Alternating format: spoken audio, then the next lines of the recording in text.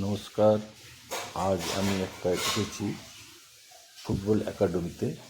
এখানে আমার নাতি নাতনিদের ফুটবলের জন্য ভর্তি করা হয়েছে। এটার নাম স্পোর্টস ফাউন্ডারি।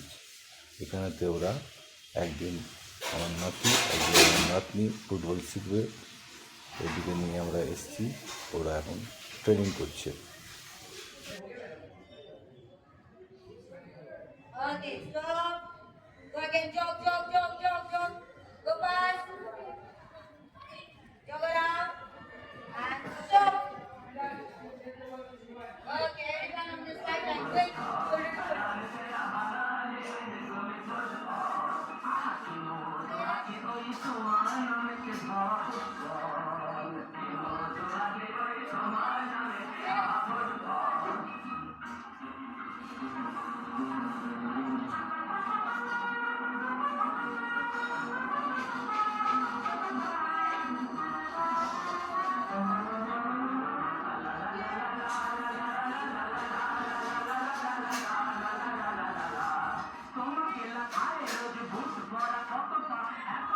Shoulder